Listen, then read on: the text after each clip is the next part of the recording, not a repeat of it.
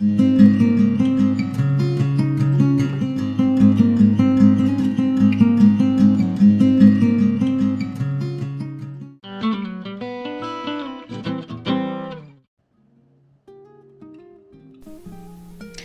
and welcome back to LDF-Designs. In today's video, I'm going to continue to work with this shipping material, repurposed shipping material that I have gathered with some of the boxes that we've gotten recently. I have covered this with a mixture. It's kind of a stucco mixture. It has a little bit of drywall compound and some paint in it, and I believe it also has a little bit of pre-mixed concrete. So I mix that stuff up and I kind of put it onto things, and it creates a very nice surface for the encaustic, and it also encases the packing material and just gives it a longevity and protects it. Also makes it very rigid. So I had prepared these in earlier. I think I may have a video about that somewhere. So at this point I just began by adding the encaustic along those textured edges, and also getting ready to start applying it to the front of the piece. I had this little spring that I had planned on attaching, and as you'll see as we go, I had a few issues as I was putting this together. Where I wanted to place it, I struggled with attaching it. We'll get to that down the road. And but in the beginning I did plan on attaching it down there in the middle of the piece. I have added some fabric. I had added some graphite and also a little bit of staining ink to this before I started applying the encaustic, and all of that had dried. I do have a quick tip when you're putting encaustic on over graphite.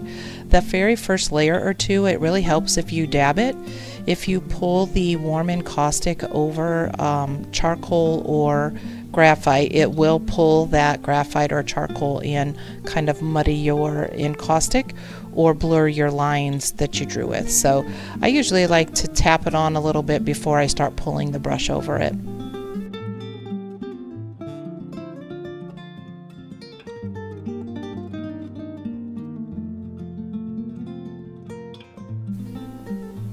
So I created some yellow encaustic a while back. I used a little bit of pale yellow and added that to some clear encaustic. The pale yellow was an oil paint. You can add some oil paints into your encaustic to color it. There are a lot of different takes on how to do that. Some people like to bleed the oil out of the paint a little bit, where they'll lay a little bit of paint onto a paper towel for a while, or maybe a piece of cardboard, and let some of the oil absorb before they put the encaustic in, or put it in the encaustic. I apologize. I don't necessarily do that, so I just kind of squeezed a little bit of it right out of the oil tube, paint tube, right into my encaustic, mix it up really well, and that's how I created this little bit of yellow color. I went ahead and applied it, and then I'm using the tar on this piece. I've used that in various previous videos, and just creating texture and then pulling that texture out by rubbing the tar over it, and then I'm using a vegetable oil to clear the excess tar back off.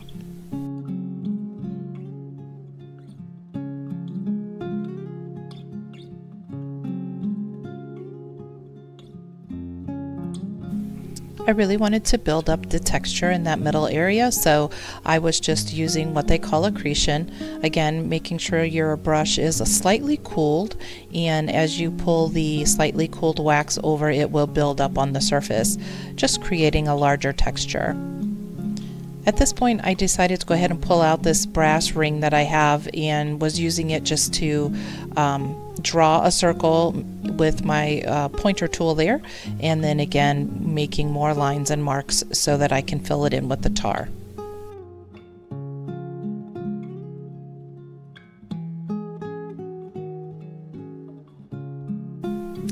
So I often work by building my substrates using various materials, as I'm sure some of you who've watched some of my previous videos have seen.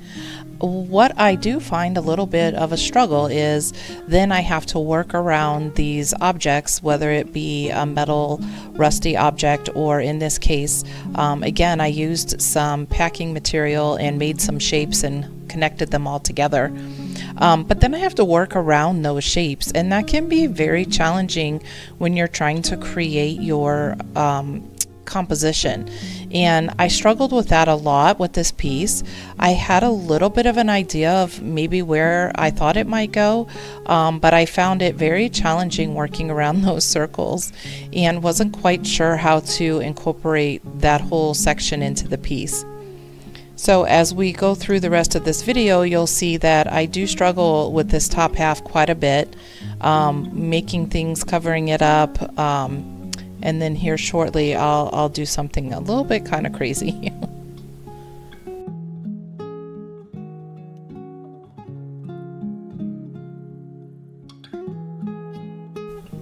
So I had created some lines, but they didn't go very deep into the wax, so I added some more wax and redid the lines.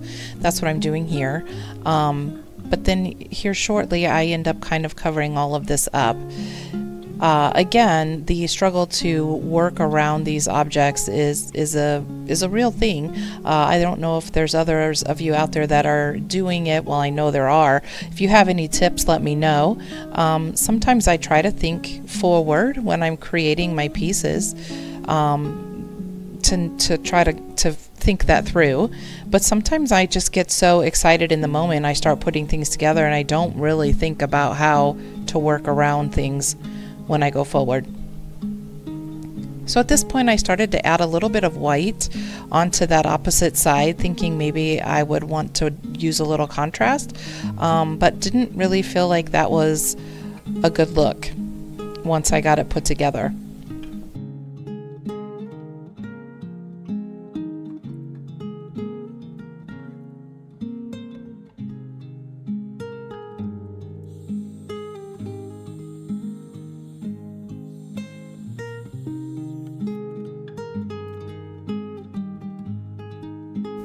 This is me looking it over and realizing that I'm just not liking where it's going. So I go ahead and take the white and cover up all of those lines that I did and then redid. Still just really struggling here. And so decided that maybe the white wasn't the way to go, and I added the tar to try to create a tone to make it be a little more cohesive.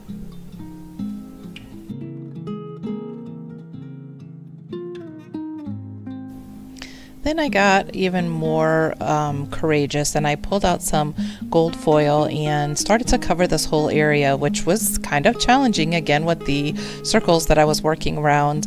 And I got all of it on there and didn't really like how it looked either. I didn't like how the gold foil applied because I was having to piece it in all over, and I don't know, I just didn't feel it looked very luxurious like I was hoping. So after I painstakingly put it all on there, I started scraping it back off, and I'm just about starting to get a little bit maybe frustrated with how it's going, where the piece is going. So I decided to just leave that top for a while and go ahead and fit my spring onto the piece. And that's when I ran into the next issue. I really just couldn't decide how to attach this on in the area that I originally was thinking. I thought I could hang it from this round piece, which was my original intent, but no matter how I worked at it, and it wasn't working. Somebody out there, please tell me you also go through these same struggles.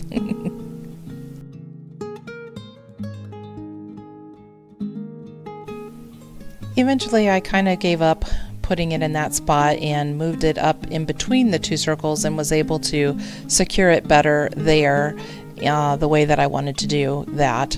I did continue to work on this piece a little bit more after I shut the camera off, and I attached it to a back piece.